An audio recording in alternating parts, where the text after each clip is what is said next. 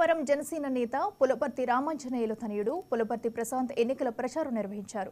ప్రచారంలో భాగంగా నియోజకవర్గంలోని ప్రజా సమస్యలను అడిగి తెలుసుకున్నారు.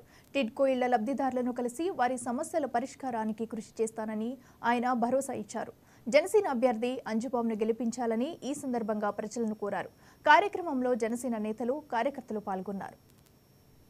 మేము మళ్ళీ వచ్చుంటుంటే మీ డ్రైనేజ్ సమస్య కానీ మీరు చెప్పిన ఈ ట్రీట్మెంట్ ప్లాంట్లు కానీ ఇవన్నీ అయిపోను.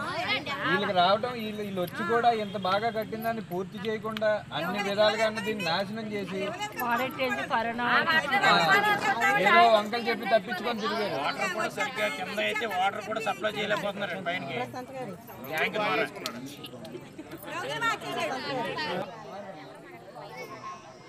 కదమ్మా ఇల్లులు కట్టడం అనేది 80%. తర్వాత దాని చుట్టూ ఈ రోడ్లు కానీ దీని కనెక్షన్ కానీ లేకపోతే ట్రీట్మెంట్ ప్లాంట్ కానీ డ్రైనేజ్ కానీ అండర్ గ్రౌండ్ డ్రైనేజ్ కానీ అనేది 20%. ఆ 80% మేము ఉండగా పూర్తి చేసాం. అంటే ఆల్మోస్ట్ అవగొట్టాం. వీళ్ళు వచ్చిన తర్వాత దీనికి రంగులు వేసుకున్నారు తప్ప వాళ్ళు పార్టీ రంగులు వేసారు తప్ప వాళ్ళు కానీ ఏమీ చేయలేదు.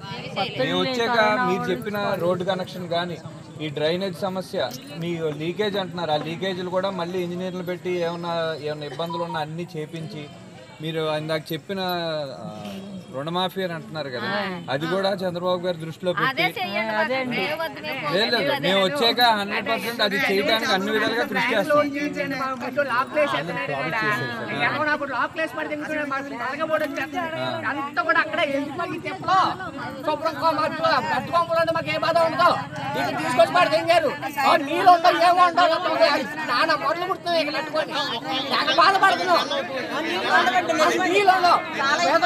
నీళ్ళుండి 10 రోజులు అయిందని నీళ్ళుండి ఎప్పుడైనా నీళ్ళు పట్టించుకున్నాడా? డబ్బులు ఇచ్చిన సరిపడలేదు.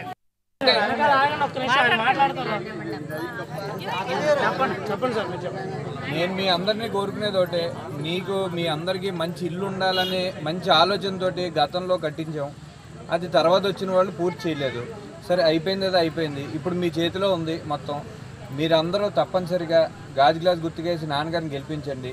మీ అప్రోచ్ రోడ్డు సమస్య, మీ డ్రైనేజ్ సమస్య, ఈ వాటర్ ట్రీట్మెంట్ సమస్య, మీ రుణమాఫీ ఉంది కదండి, అది కూడా అన్నీ తీర్చే బాధ్యత మాది. మేము తీసుకొని